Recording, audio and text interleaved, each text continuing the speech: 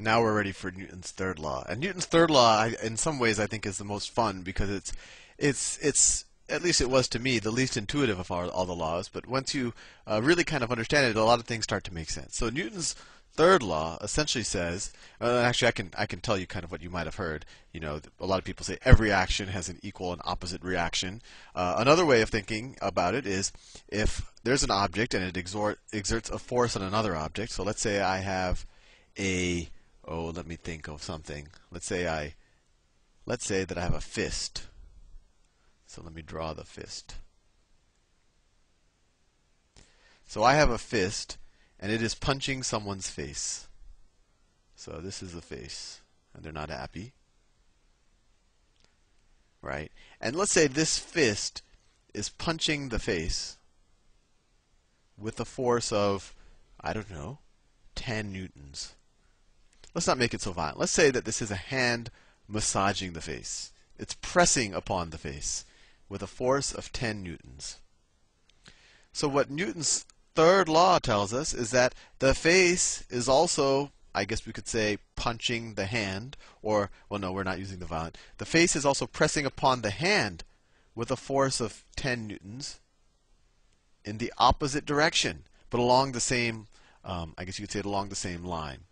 So does that make any sense? Because it seems like the hand is doing something to the face and not the other way around. But if you think about it, when you press on someone's face, their face might kind of press in a little bit, but you also feel something on your fist or on your hand. I mean, think of it.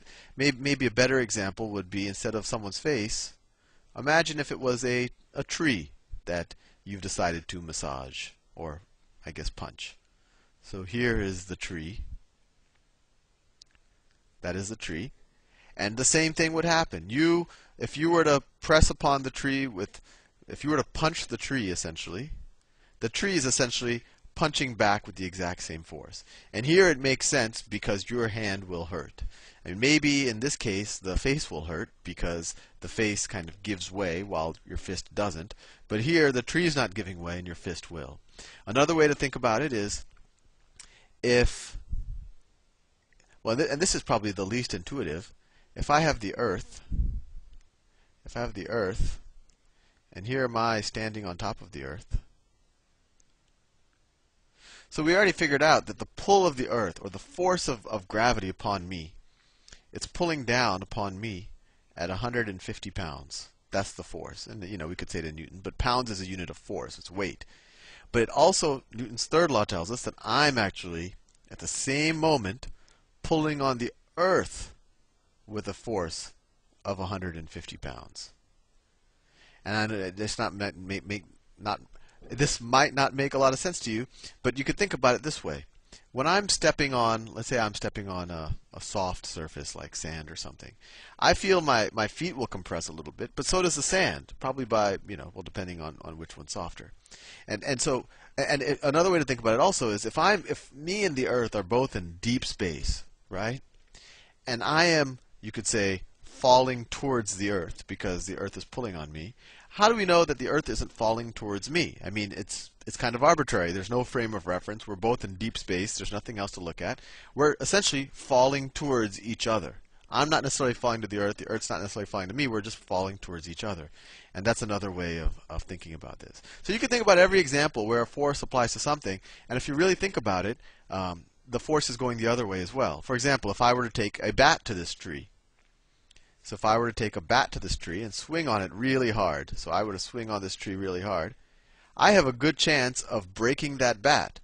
Even though you would have thought, hey, that bat is applying the force to the tree. Well, why is the bat breaking? Because the tree is applying an equal force to the bat. And actually, if I did it perfectly, if I had let's say I had two bats or two swords, and for some reason I think I'm going a little too violent with these examples, but I guess we're talking about forces, so maybe violence is justified here. But let's say I have two swords that are completely identical hitting each other, right? And at some point, and let's say I keep increasing the force at which they're kind of going in opposite directions. At some point, they're going to break, right? If I just keep increasing the force on, one guy swinging in one direction, one guy swinging in the exact opposite direction, and the force just keeps increasing, at some point they're going to break. And you could say that, well, this guy says, well, I was the only guy swinging because this guy was stationary, and the other guy would say, well, I was the only guy swinging because this guy was stationary.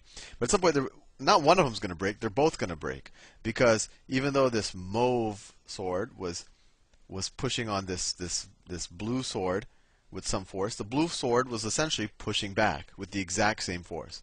So if these are completely identical swords, at some point they're going to break. Another way we could think about it, one of the swords could have just been held stationary. It could have been held stationary by somebody.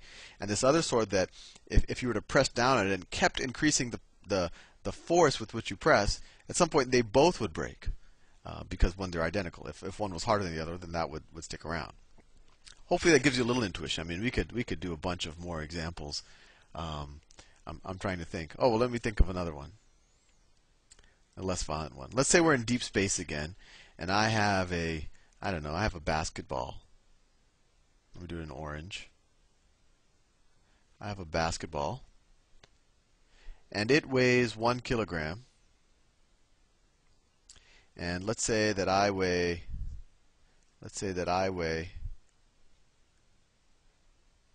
50 kilograms. So let's say I push. So my hand pushes on this ball with a force of, let's say I push on that ball with a force of 10 newtons. 10 newtons to the right. What this tells me, what Newton's third law tells me, is that essentially that basketball is going to push on my hand with an equal and opposite force. So it's going to push on me with a force of 10 newtons. So what's going to happen? So we're touching. I'm pushing on 10 newtons on the basketball, and we're in deep space. There's no gravity from random stars, etc., etc. And then the basketball is going to push on me with the force of 10 newtons simultaneously. So the basketball, we know that F equals ma. So the basketball, so 10 newtons is equal to 1 kilogram times acceleration. So acceleration is going to be 10 meters per second squared to the right. So as long as we're touching, the basketball is going to accelerate at 10 meters per second squared to the right. And simultaneously, I'm going to accelerate at a certain acceleration to the left. And what's that going to be? Whoops, I'm 50 kilograms. So we know that the force to the left is also going to be 10 newtons, and that equals 50 kilograms times acceleration. So here, the acceleration is going to be 1/5 meters per second squared. So when I push on, so we're both in deep space floating around, and I push on this 1 kilogram basketball with a force of 10 newtons, it's going, as long as I'm pushing on it, it's going to accelerate at 10 meters per second squared. As long as I'm pushing on it. But simultaneously, while I'm pushing on it, it's exerting an equal and opposite force of me of 10 newtons. So I'm going to actually move back a little bit at a slower acceleration, and that's just because I have more mass, at 1/5 meters per second squared. Another example you could think of is if someone shoots a gun, right? There's that, I forgot the term because I don't shoot guns, but when that your shoulder jerks back, as I've seen in the movies, when a bullet is shot. And that's because the gun is exerting a force on that bullet, and the bullet is exerting an equal and opposite force on the gun, and which kind of pushes back on your shoulder. And the reason why the bullet just goes a lot faster forward than you and the gun go backwards is because your mass is much larger than the bullet. Hopefully that gives you a little bit of intuition on Newton's third law. And this is kind of non-intuitive. So look around you in the world, look at all the forces that are being applied, and I want you to think about, when one force is being applied in one direction, why does it make sense that another force, an equal and opposite force, is being applied in the exact opposite direction? I'll see y'all in the next video.